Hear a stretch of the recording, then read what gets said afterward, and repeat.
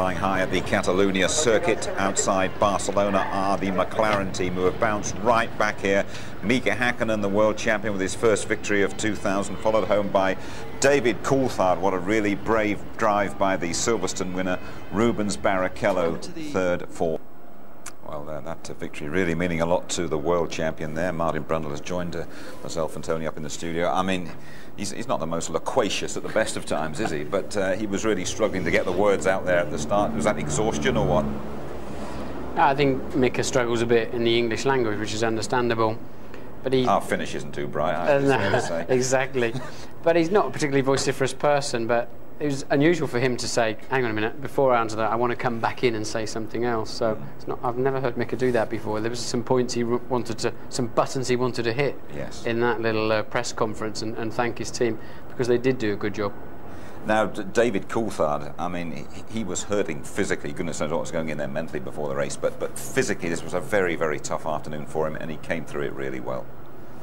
He did. I think he made the mistake in the pit stop. Obviously, we spotted he had a slow stop, but we didn't see why exactly. David obviously was slow away or didn't hook first gear up or something. I noticed his pit lane limiter came on very late, so maybe he'd switched it off by mistake or something like that. But the team got him track position ahead of Barrichello and Ralph, and it just gave him a second win. You could see that, and he was homing in on Michael, which was slightly injured prior at the time. We now think it's because of the slow puncture, although they're saying it's low pressure rather than punctured, which is interesting in itself. We need Inspector Clouseau around there, I think, to work that one out. But I think that his adrenaline would have pumped him up again. It's amazing what you can do with a bit of adrenaline, but when you pass the line and it all starts fading away, then the pain comes in. And you get tired. Tony, let's have a look at the start here. I mean, for a long time, this race looked as though it was all going to go according to plan, and we're in for a repeat of last year's bore. Yeah, but just look at the way Michael Schumacher moved right across there for protection, and then Ralf Schumacher, the star of the start and one of the stars of the race, they're moving right inside, and we're going to see more of the brotherly love or not a little bit later on, but incredibly aggressive start from Ralf, absolutely superb, and the power of the BMW. Of course, at this stage we're seeing Ralf at the BMW ahead of the Mercedes as well for the first time, which must have been dramatic. Button making a great move as well, because he got up to 9th place. Amazingly clean start, because you've got this super long straight where they can really gun it all the way down there to the Elf Bend and into the S's. But look at them forcing out onto the line, and there is Ralf flying past. He's gone past Barrichello, he's gone past David Coulthard as well, and back he has a go. And this was the frightening bit. Could this have been 97 all over again at the Nürburgring when he took his brother out, when Michael was on his championship charge? That blunted his charge at the time. Sure. Before we look at the pit stop, the Michael Schumacher pit stop, I mean, you have been in charge of those pit crews, and you know exactly the adrenaline that flies around down there building up to a pit stop. Yeah, but it's worse now because the races are won and lost in the pits. You know, the Grand Prix may as well happen in the pit lane, and these guys are now seriously training. We had a feature before the start of the race with Bernie Shrewsbury and this Human Performance Centre. Guys have really got to get fit, and that's why Stepney's had to get fit. And you know, this is a real problem, and Martin identified. You look at the Lollipop Man, look, now the hose isn't off, but he lifts up and then tries to put it back down, and poor Nigel Stepney, who's a great mate of mine, I work with him at Lotus Benetton, all sorts of places. Ironically, there he is. He's the Englishman that's knocked that crew into shape. He's the guy being responsible for all their training. And it's one of his own men that lets him down, the Lollipop Man down there. Now, I can't quite see whether the rear wheel goes over his head. It just looks like it knocks his kneecap, which of course is even worse for him as well. It could be ligaments or something like that. There he is, poor Nigel. But as soon as that lollipop goes up, as a driver, you've got to go. You're gone, aren't you? It's a hair trigger, and you depend totally on that man. You can't. There's so much action going on around the car, and the car's such a stiff thing that, you know, as the wheel guns are on each tyre and the refueling on and off, the car's moving anyway, so you can't identify which movement is which. So you depend totally on that man. You can't see anything in your mirrors. It's filled up with your mechanics' overalls working on your car. I had exactly the same thing happen to me in a sports car race once. Really? It's the reflex action. They went to pull the refuel off and it didn't come off first time. The Lollipop Man's hair trigger reflex is up, and we all know about Schumacher's reflexes. I can now see why Michael didn't hesitate, because actually it brushed the Nigel Stepney to one side. It didn't run over him as such, the lollipop man panicked, of course, and just about slapped him on top of the head. Okay, well, we can actually hear from Nigel Stepney. We saw him being carried away there, and, well, obviously smiling, recovering, and talking to Louise Goodman. Nigel, how are you feeling? Better now than before. Is there any damage? It's just stretched a ligament or broken a ligament. It's just swollen a little bit. It must have been a very, very nasty moment, frightening moment. Well, I think what I remember of it, yeah. And your thoughts for the man who's had to take over from you? Very many. Were you watching whilst you were in the medical centre? Yeah, I saw what happened.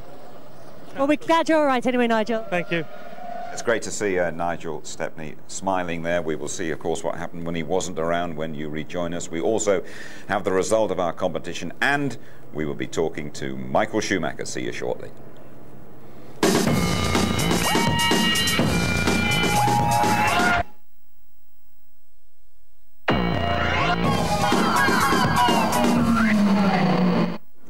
You're back with us in Barcelona. Let's take a look at this absolutely crucial second stop then for Michael Schumacher. Nigel Stepney carried out of the pits, and Andrea Vicari, the guy given the responsibility. Tony, you first. Well, we're not sure what the problem was, whether the flap didn't open or whatever. We're getting some information from James that maybe was the case, but whatever it was, they couldn't get that hose on properly. And both of them had come in at the same time, so it was the battle of the pit lane, the battle of the Grand Prix. And over 10 seconds, we found out that Michael Schumacher lost in there. The trouble is, mechanical or otherwise, Ferrari will be panned in Italy for that.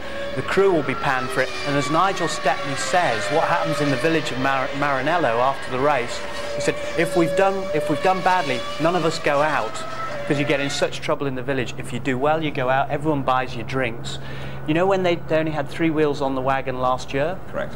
They put a wheel in the middle of the town square and said, we found the wheel for you. They would like to put somebody in the stocks as well, and Senor Vicari might be the fella, but perhaps he's got a good case on his own behalf. Somebody's telling a few fibs here. The flap was clearly up when we just saw that replay, which is the first time I've seen the replay. The flap was up as he came in. But, you know, the man's thrust in to refuel Michael Schumacher's Ferrari. Well, he's leading a Grand Prix, leading the World Championship.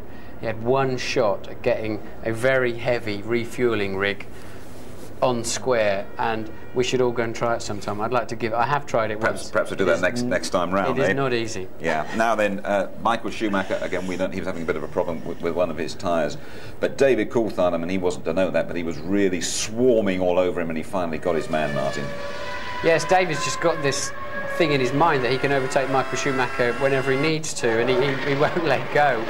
And this is the first one that David said, I'm a bit surprised how late he decided to move over. To be honest, I think Michael was completely fair there in what he did. Michael wrestling the Ferrari. And what's now clear is he had a low left rear tyre pressure, which was giving Coulthard a run on him at a crucial point onto that pit straight. And Michael then knew with the poor handling car, if he tried to dive up the inside, he would simply have run straight into the McLaren. And he had to yield, and David was very positive. David said something interesting. He said, I caught him quickly and I wanted to pounce straight away. There we see it again. David then on the correct part of the racetrack, so he knows he can turn in, he knows exactly how much grip he's going to have, and there'll be a satisfied grin on his face behind that. That's 2 races running. He's done that to a Ferrari. Is he a more confident type of guy these days? He seems to be, doesn't he? He's prepared to have a go. And what's frustrating for me is seeing all of those people when they're following another Formula One car, and you think, well, have a go, for goodness sake, have a go, give Murray something to talk about, you know, and they seem to be just holding station. And then they get ahead and they just disappear into the distance. Yeah, this is the place, of course, we're not supposed to overtake, isn't it? So he's laid that one, hasn't he? What about these old Schumachers over here then? I mean, the brotherly love bit went out of the window, but a tough choice. I mean, you either look after your brother or you look after your team. Yeah, but you see, Michael Schumacher, again, he's been panned in the Italian press and in the UK press for going soft on his brother after the British Grand Prix and not having a go at him when he went inside him at Bridge.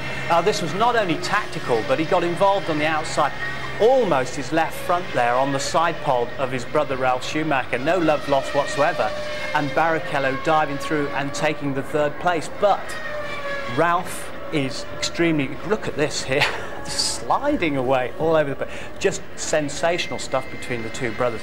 But the fact is that Michael does look out for his younger brother, and he does tend to give a little bit away. He's looked after him all his life. He says he always gets his own way, and here he's almost getting his own way then again. But Rubens Barrichello earns the place from this particular... Look at that. Martin, you're smiling looking at all that. I get the impression you'd have loved to have been among that little lot. I would have loved to have been in there, to be honest, but that is the soap opera part of Formula One that just makes me smile. I really did enjoy all of that, and Michael's... I hope he did it on purpose, to be honest, because it was a very skillful piece of driving to move other people's Formula One cars around whilst controlling your own and allowing your teammate to take position. Give us an insight into that chat you were speculating about between the two brothers that's going on now then. I don't know. I mean, they're both quite strong-minded people. I don't know what mum and dad say sitting on the settee at home. Sort of, you know, I don't know which side they'll take on it, whether they'll take Big Brother's side or what. But it's a simple fact. Ferrari pay Michael Schumacher tens of millions, or have him paid by various sponsors, tens of millions of dollars to drive their car and drive for their team. And I think there's a big thing today, and it shows the Stepney thing and the pit stop thing.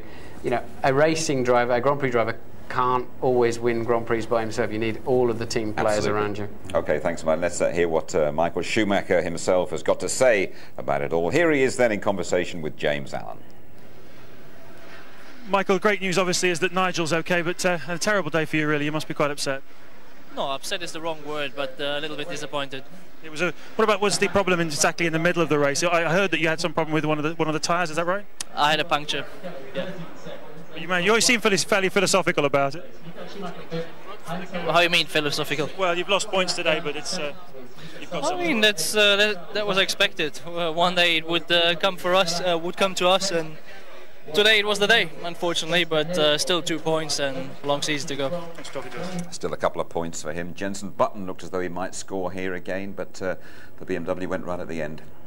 Yeah, it did, and I mean, BMW still have some problems, especially with the oil, and they have to change the oil quite regularly in the engines, but there's no question about the power of them, despite that they're heavy, despite that the cars were quite difficult earlier on in the season to drive. But we mustn't forget also he was criticised to a degree by Sir Frank Williams about his focus on the British Grand Prix because of the hype all around him.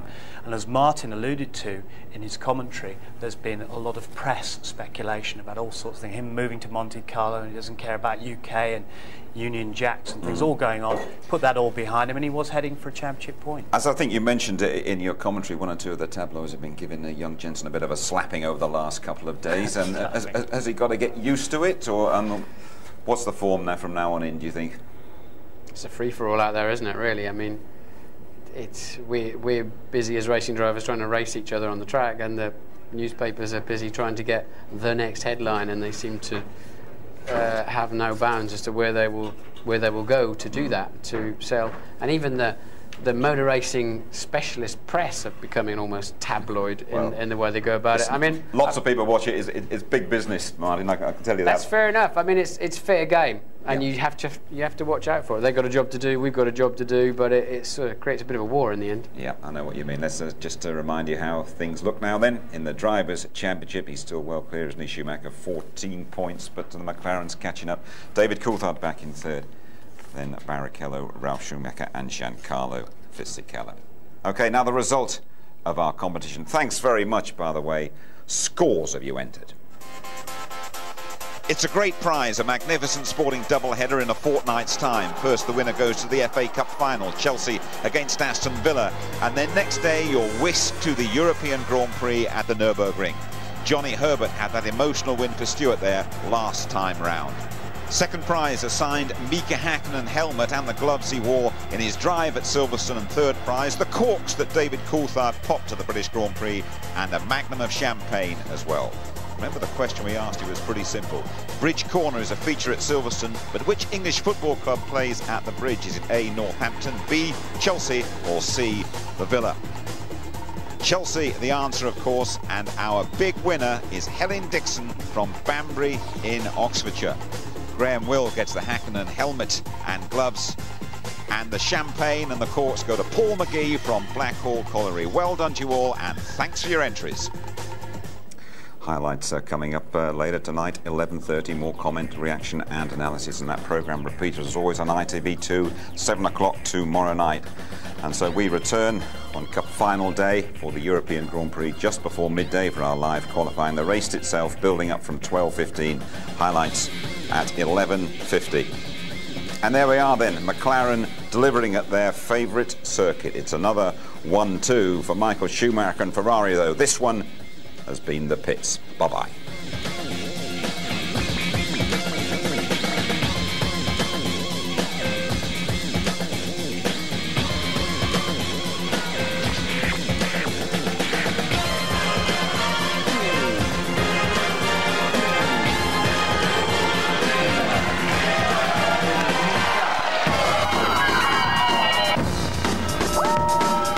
F1 on ITV in association with Texaco.